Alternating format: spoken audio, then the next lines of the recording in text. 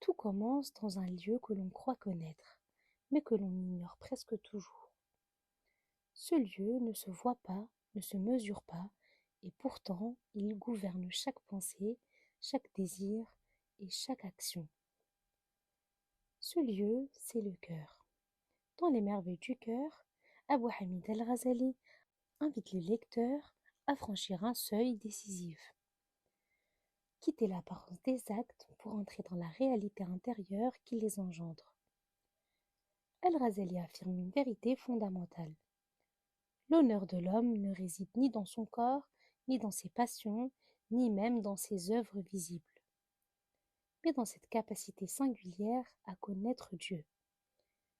Or, cette connaissance ne possède ni des membres, ni des sens, mais du cœur. Le cœur est ce par quoi l'homme connaît, se rapproche, obéit ou se détourne. Les membres ne sont que des instruments, le cœur est le roi. Dans ce livre, le cœur n'est jamais réduit à un organe de chair. Il désigne une réalité subtile, spirituelle, qui constitue l'essence même de l'être humain. C'est en lui que s'inscrit la connaissance de Dieu, c'est par lui que l'homme s'élève ou s'abaisse. Lorsqu'il est purifié, le cœur devient un lieu d'intimité avec le Seigneur. Lorsqu'il est envahi par les préoccupations étrangères à Dieu, il se voile et s'obscurcit. Al-Ghazali montre que toute la vie intérieure se joue dans un combat permanent. Le cœur est entouré d'armées invisibles. Certaines l'aident, d'autres le menacent. Le désir et la colère, nécessaires à la survie, peuvent devenir destructeurs s'ils prennent le pouvoir. La raison, la science et la sagesse sont alors appelées à gouverner, à rétablir l'ordre et à contenir les forces rebelles. De cet équilibre dépend le salut de l'âme. Les paraboles employées par Al-Ghazali frappent par leur clarté. Le cœur est comparé à un royaume, la raison à un conseiller, les passions à des serviteurs indisciplinés, parfois traîtres. Lorsque la raison commande et que les passions obéissent, la justice règne intérieurement. Mais lorsque le désir et la colère usurpent l'autorité, le royaume s'effondre et l'homme devient esclave de ceux qui devaient servir. Le livre révèle aussi la singularité de l'être humain.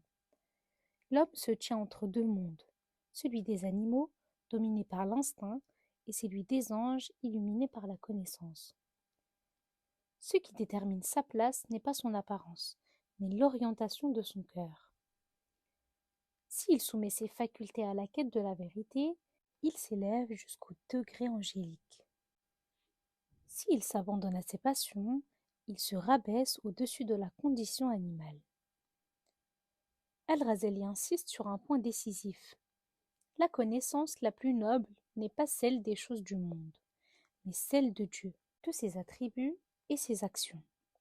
Cette connaissance ne s'impose pas par accumulation, mais par purification. Les lumières divines ne sont pas refusées par Dieu. Elles sont voilées par les impuretés du cœur. Tant que le récipient est rempli d'autre chose que Dieu, la lumière ne peut pas y entrer. Ainsi, les merveilles du cœur apparaissent comme la porte d'entrée de toute la science intérieure. Avant de corriger les actes, il faut comprendre leur source. Avant de réformer le monde, il faut gouverner le royaume intérieur. Le cœur devient alors le véritable champ de bataille, mais aussi le lieu de la plus grande proximité avec Dieu. Dans la revivification des sciences de la religion, ce livre occupe une place centrale. Il rappelle que la voie spirituelle ne commence pas par ce que l'on montre, mais par ce que l'on est intérieurement. Celui qui apprend à connaître son cœur apprend à se connaître lui-même, et celui qui se connaît réellement découvre le chemin qui mène vers son Seigneur.